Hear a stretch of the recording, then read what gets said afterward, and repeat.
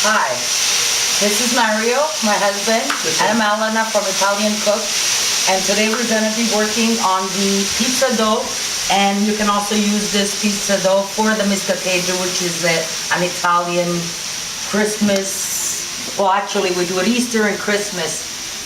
They're stuffed dough with potatoes and onions and minced meat, so that will follow later on in another episode. Okay, so basically we can say this is a dough, a basic dough that you can use for many things. For pizza, like you said, miscateggio. So I'm going to show you our family secret, our traditional dough, which is very nice. The color, the taste, the texture, it's just phenomenal, as you will see later on with when we start baking. So I'm going to start here. Thank you very much, Alana. Go ahead. So what we have here is 8 cups of flour. I've already inserted the 8 cups of flour within here. You have to understand the precision of making something like this. Through practice, of course, all the ingredients here are perfect. In other words, we won't have to worry about adding this or putting that, or not too much water, not enough water. Always make sure your ingredients are perfect. Now, what we're going to do to start is I have 2 envelopes of yeast. I'm going to put it in the warm water, which is half a cup of lukewarm water. That's 2 envelopes for 8 cups of flour. Within the yeast, we can put the sugar, because sugar will not harm the yeast. So I'm going to put 1 tablespoon and a half. We'll put that aside. What I will do is now mix the 2.5 cups of water with, again, the ingredients that we're going to be using. We're going to take 4 tablespoons of olive oil.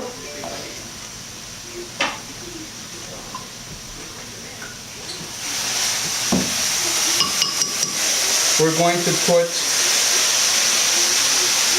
1 tablespoon and a half of salt. We're going to put approximately 2 tablespoons of tender flake or Crisco. Setting up the mixer.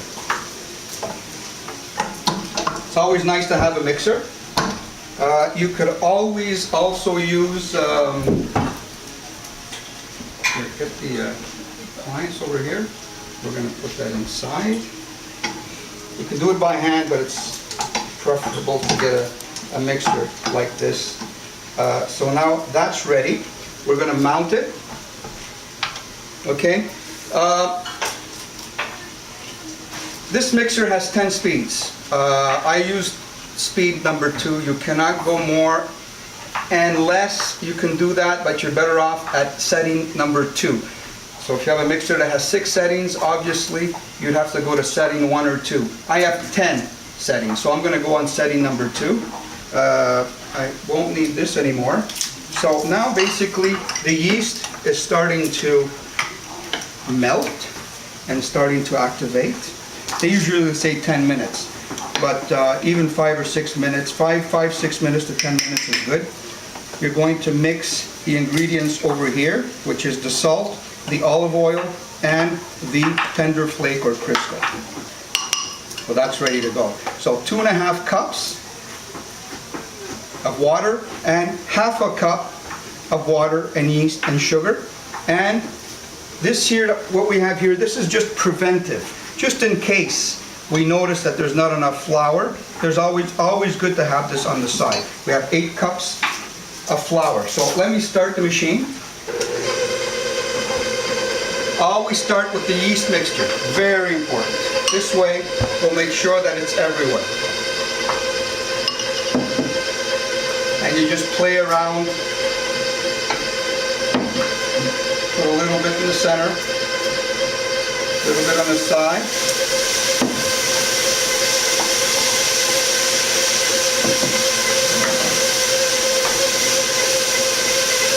Now, beer. 1 bottle of beer.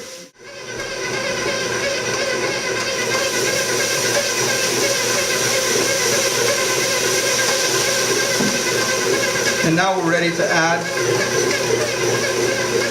the water. flour mixture.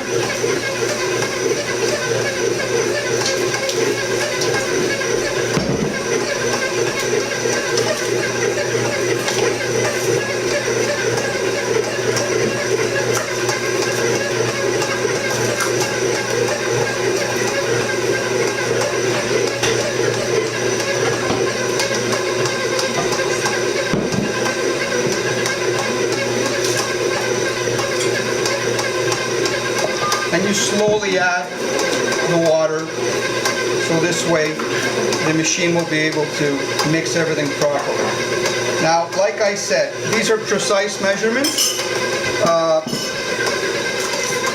Doing it so many times, basically, it gives you an advantage. Now, what I would do is put the safety glass on top here when you're doing this little trick.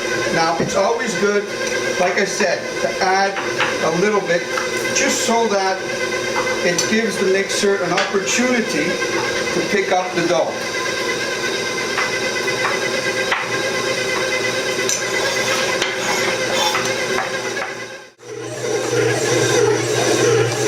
So when the mixer starts to feel a little forced, that's because it's almost come together properly. And you'll notice that the texture will change. So, you know, don't stop the machine, just let it keep going until the bottom flour is absorbed within the dough. You know, you wonder, should I touch the dough for the texture? Again, I'm not going to do that because I'm using precise measurements. If you're not using precise measurements, yes, you have to stop the machine, drop it, touch it, and see if the texture is good.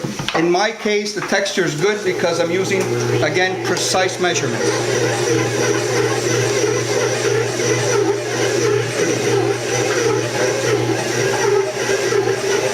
So basically that's it. I'm going to stop the machine. I'm going to drop the dough. I'm going to remove the apparatus. Take it up. And I'm just going to basically put it on the table.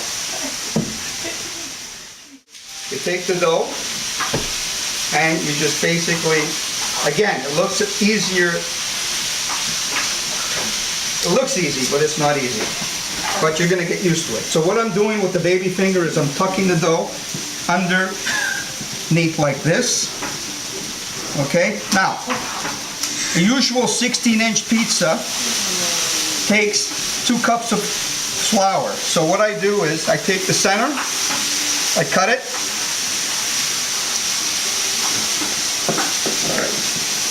and I cut it again in 2.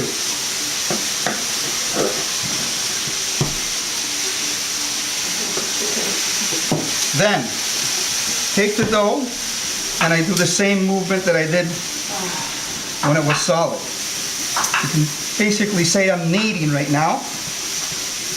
I'm putting everything together, making it look a lot more attractive. There we go. And we do that with all 4. So what I'm doing here, you got 4 large pizzas right here, folks. Yeah. Can't get more precise than that. At least all your pizzas are going to have the same thickness.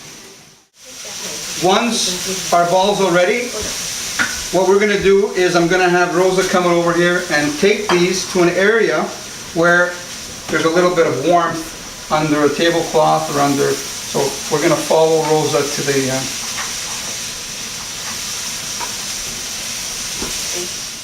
You see there, we made dough earlier, so that dough is starting to rise already. So I will just lay these 2 fresh doughs over here, and they will rise just like this. And you just cover them up, and you just leave them alone, and don't get any draft or anything on them, and till the balls double, and then they're ready to be used. So this is basically how we make dough.